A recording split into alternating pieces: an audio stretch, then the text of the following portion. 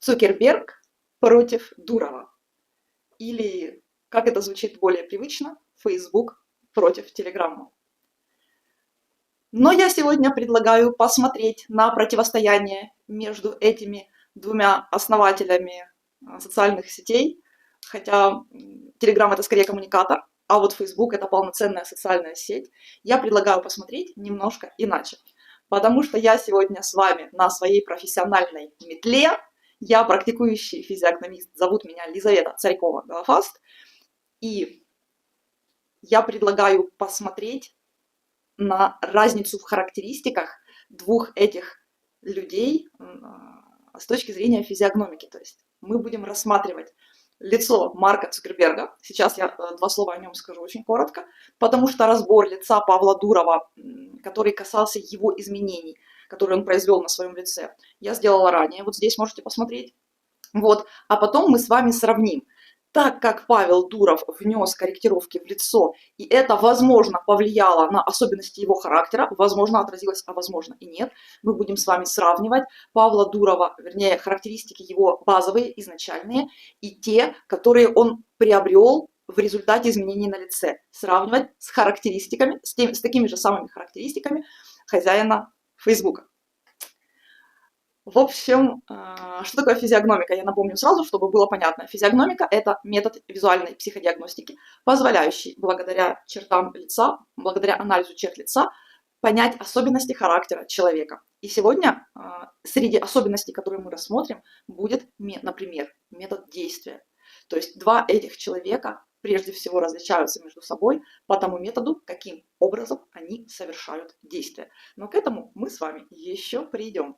На моем канале, на который я приглашаю вас подписаться прямо здесь и сейчас и поделиться этим каналом с другими людьми, с вашими друзьями, с вашими близкими, я не просто делаю разборы лица нашумевших людей, каких-то скандальных персон или не скандальных, вот, разнообразных всемирно известных или известных локально, как я, например, разбирала испанских политиков, потому что у них были очень показательные лица. Или те же самые бизнесмены, Илон Маск. Ну, это вечно. Он, знаете, как вне конкуренции первое место Forbes. О чем мы можем говорить? То есть в отдельном плейлисте вы можете посмотреть анализы лиц разных абсолютно людей, включая Папу Римского и Эпштейна. Я понимаю, что это очень разные люди. Вот. А также известных артистов. Например, лицо Дары я разбирала, и оно имело очень большой успех у публики. Полюбопытствуйте.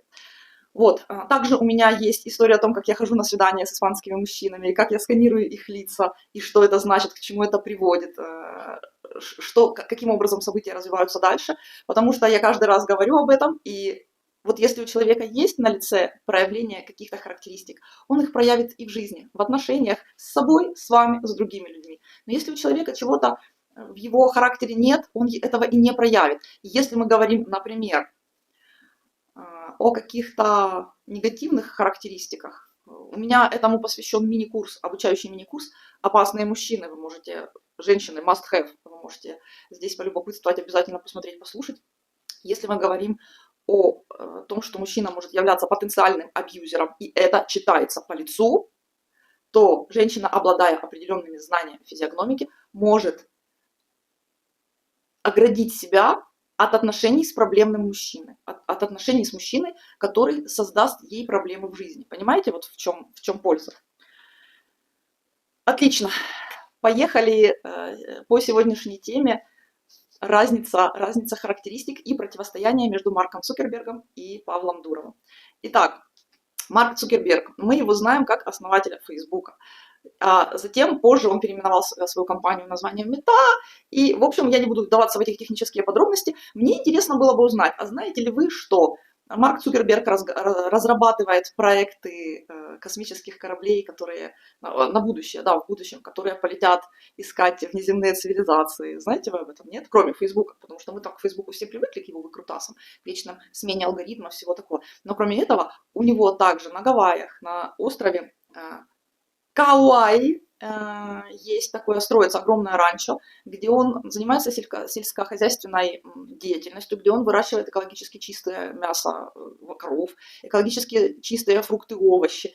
Вот там будет построена такая резиденция, это очень большое ранчо, для, не знаю, честно говоря, для кого, наверное, для очень сильно избранных людей, а под землей будет построен бункер, что-то похожее на бункер, потому что это почти 500 квадратных метров, да, площади, которая будет сама обеспечивать себя водой, электроэнергией, полностью самообеспечение, и он это строит, вот. И даже по этому поводу есть какие-то шутки, что Цукерберг готовится к какому-то там постапокалиптическому сценарию развития событий на Земле, и это это проекты про будущее и на будущее, и это все технологии. Экосельское хозяйство, да, застройка вот этого комплекса, постройка этого бункера, это для нас важно. Я не просто так об этом говорю. Эту информацию вы просто так можете взять в интернете, но я сейчас об этом говорю для того, чтобы вы понимали, насколько Марк Цукерберг способен мыслить масштабно.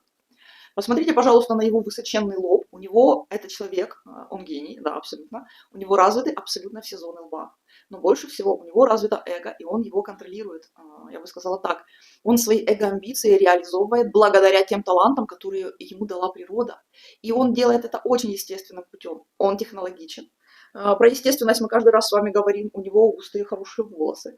Вот, то есть он, естественно, в своих проявлениях, он по природе, я бы сказала, в какой-то степени эмоциональный человек, да, потому что вот это вся реализация, но он про технологии, это тоже важно, про технологии, про масштаб и про стратегию. Я бы сказала, что лицо Цукерберга это как наглядный пример почти идеального стратега, да, вот, поэтому если вам нужно привести в пример стратега, вот берите лицо Цукерберга, вы не прогадаете. Вот, далее, перейдем теперь к сравнительному анализу этих двух лиц. Давайте вспомним из прошлого видео, в котором я вам обещала записать это видео, что Павел Дуров поменял себе внешность. Он пришил себе уши. Он нарастил, пересадил себе волосы вот в эту зону, потому что у него было чудовищное полысение, аллопеция, в которую я не верю. То есть считается, что имеет место генетический фактор, я не верю в это, честно говоря. Я сейчас вам в двух словах скажу. У меня есть близко знакомая пара братьев, разница там по пару-тройку лет, 3-4 года разницы. Старший лысый, младший лохматый, оба айтишники, но старший начал лысеть, как его отец, как бы к 30 годам, они папу лохматого и не видели. Старший брат начал лысеть к 30 годам. И если посмотреть, а младший так и ходит лохматый. Если мы посмотрим на жизнь этих двух людей от одних и тех же родителей, то у старшего все по расписанию, все укомплектовано, бизнес, семья, дом, дети, все вот так вот выстроено в четкий алгоритм такой, и все контролируется. У младшего сегодня одна девушка, завтра вторая. Он живет где хочет, программирует где хочет, зарабатывает деньги, тоже айтишник. Вот. Он живет, как ему Бог на душу положит. Разгильдяй еще тот. То есть он свою естественную природу, вот эту эмоциональную, проявляет на полную катушку. Пожалуйста. Почему его не коснулась генетика? Потому что он не ушел в рацию. Старший брат в молодости был лохматым. У него были длинные волосы до попы. Я его помню с тех времен, конечно же. Вот. Сейчас это абсолютно рациональный человек, который стал на путь рациональности вот как раз где-то 25-28 лет. Вот где-то так. И, конечно же, волосы ушли. Поэтому, да, безусловно, Дуров много программировал, потому что он программист. У него интенсивная деятельность мозга, у него достаточно мощный потенциал, но ему немного не хватает масштабности, понимаете, вот глобальности, потому что у Цукерберга 5-е место в списке Forbes, у Дурова 263-е. Это по капиталам, конечно же, но капиталы, они же откуда-то берутся, стоимость активов. Так вот, Дуров пришил себе уши, Дуров нарастил себе волосы, пересадил себе волосы, Дуров исправил себе нос, Дуров дорастил себе вот эту часть лица, да, чтобы спрятать свой маленький подбородочек, нижнюю челюсть, потому что она у него такая очень достаточно средняя, и привел в порядок кожу, заколол себя ботоксом так, чтобы не было ни единой морщины, неприятия прошлого опыта на лицо. Вот. Поэтому мы будем сегодня с вами сравнивать более чем естественного Цукерберга и Дурова натурального и уже с изменениями. Поехали. Значит, первое, о чем я говорила в самом начале. Методы реализации своих амбиций. Кстати, что касается амбиций. Цукерберг по размаху более амбициозен, Дуров более избирателен. Поэтому Цукерберг развивает себя в разных направлениях. Космос, ранчо, эко-ранчо, да, вот. Тут же у него Facebook с разнообразными схемами, алгоритмами и так далее, возможностями, вариантами. А Дуров уперся в Telegram и развивает только Telegram. Понимаете? Избирать, да, то есть более узконаправленный. Далее, Цукерберг обладает мощной челюстью. Вот обратите внимание, у него мощная челюсть, он способен создавать давление. С одной стороны, это наша стрессоустойчивость, с другой стороны, это способность создавать давление на внешние обстоятельства. Дуров этого не может, у него нет этой характеристики, она у него гораздо слабее. Он здесь бы играл на опережение, но не с Цукербергом, не против Марка, против тех обстоятельств, в которых он находится, это да. Вот. Так вот, Цукерберг будет продавливать свою идею, бить в одну точку и достигать. Он мечтатель-достигатор. Посмотрите, какие у него глаза. В этих глазах живут мечты, он мечтатель-достигатор. И он будет бить в одну точку и бить в эту точку качественно. Вот, поэтому на прямых лобовых переговорах Марк победит однозначно. Вот. Дуров будет искать решение методом переговоров. Именно методом переговоров, методом поиска каких-то вариантов, которые будут подходить обоим сторонам. Понимаете? То есть он скорее переговорщик, вернее, нарастив себе углы, он хочет быть переговорщиком, когда в результате переговоров решается итог, да? Находится решение проблемы, находится решение задачи. То есть он более маневренный, ему давить нечем, и бить в одну точку ему нечем. У него вообще другая задача.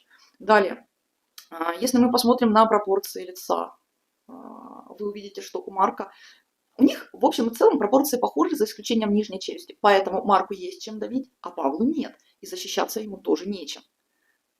Понимаете, если мы говорим о прямой, лобовой атаке друг против друга. Вот. То есть Цукерберг более целенаправлен, Дуров, я бы сказала так, он скорее решает, он ориентирован на массы, на производство продукта массового потребления широкого, но здесь и сейчас. Это то, о чем я просила вас сделать себе заметку в самом начале. Марк очень стратегичен. Марк думает про будущее, и Марк это про технологии. А Павел думает про здесь и сейчас. У него тоже есть стратегичность, она тоже выражена, но у него краткосрочная, вот недолгосрочная перспектива. В основном то, что будет развиваться в ближайшее время. Если вы обратите внимание, и там подносовой желобок достаточно короткий и довольно развитые губы через чувствование, то Дуров, используя вот это чувствование и вот эти интуитивные маркеры интуиции, подносовой желобок, нос и губы, используя, он скорее ориентирован смотреть, каким образом ситуация, в которой он находится, будет разворачиваться в ближайшем будущем. Поэтому его проекты не носят настолько глобального характера, как проекты Марка, не настолько про будущее, они скорее про ближайшие годы. Все, максимум. И он скорее будет улучшать, если Цукерберг будет продумывать, а у него идет продумывание, алгоритмы, математический, логико-математический просчет на длительные дистанции. Вот, космические корабли. Это не про завтра точно. Мы их не увидим, не переживайте. В лучшем случае наши правнуки, как там на Альфе Центавра найдут какую-нибудь жизнь. То Дуров больше работает здесь и сейчас. То есть это больше такая горизонтальная плоскость. У него и уши более круглые. Он больше ориентирован на ситуацию. Особенно с учетом его избирательности, то он за пределы Телеграма вряд ли выйдет. Скорее всего, он будет крутить все вокруг Телеграма. Ну, потому что это вот его, и он вот здесь вот живет, сидит и так далее. Понимаете? Что еще хотела сказать? Маленький, сказала. Все сказала. Ну, собственно, это все, чем я хотела с вами поделиться. Кстати, смотрите, так как Дуров пришел себе уши, то есть он раньше был более медленным в реакциях, скорее всего, он хотел сделать себя в реакциях более быстродействующим, быстрее запускать свои проекты, быстрее реализовывать свои решения. Понимаете? Поэтому он пришил себе уши. И я надеюсь, что это отразилось на характере его деятельности. То есть его деятельность стала более ускоренная. Марку это не делает никакой совершенно погоды, потому что его это вообще никак не коснется. И в их противостоянии это, думаю, что никакой роли даже не играет. В общем, Но можете сами еще раз посмотреть на их лица. Безусловно, имеют место быть амбиции, безусловно. Безусловно, каждый из этих людей хочет проявления, причем Марк рассчитывает на то, что он получит большую долю похвалы, которой ему так не хватает, а ему хочется быть, знаете, как быть молодцом, вот сделать что-то такое, что вызовет у людей восторг. У Павла Дурова я такого не вижу, я бы скорее сказала так. Он думает, что он лучше всех знает, и в своей сфере он способен сделать лучшее, вот дать своим пользователям лучшее, и он думает, что он знает, знаете, как хорошо и правильно. И он это держит пока что еще немножечко при себе. Но я думаю, что ситуация, которая будет разворачиваться в развитии Телеграма, нас долго ждать не заставит, потому что даже за последнее время там произошло очень много изменений. Гораздо больше, чем за тот же промежуток раньше. Поэтому мы с вами продолжаем наслаждаться этими двумя социальными сетями. Я живу и в Фейсбуке, и в Телеграме приблизительно одинаково. Использую оба коммуникатора и мессенджеры Telegram. Вот, давайте смотреть, куда шагнут технологии Цукерберга и как простроить дальнейшую свою работу с Телеграмом Павел Дуров. Я надеюсь, что вам понравился сегодняшний разговор, сегодняшний сравнительный анализ этих двух персон. Ваше мнение вы можете всегда высказать в комментариях под этим видео. Я всегда буду рада, вы меня знаете. Я читаю с интересом и отвечаю всегда на все мнения. Если у вас есть какие-то свои точки зрения, свои позиции, пожалуйста, излагайте мне их. Можете у меня на стене, если вы подписчик, написать это мне на стене. С любовью, Лизе. Вот. Подписывайтесь на мой канал, оставайтесь со мной, участвуйте в моих прямых трансляциях, прогулках по Гранаде, которые я там периодически провожу, следите за этим, пожалуйста. И обязательно смотрите мои видео по физиогномике. Есть отдельный один плейлист, есть другой плейлист. Достаточно материала для того, чтобы вы могли планомерно его изучать. Я желаю вам прекрасной июльской недели. Я обнимаю вас всех очень крепко.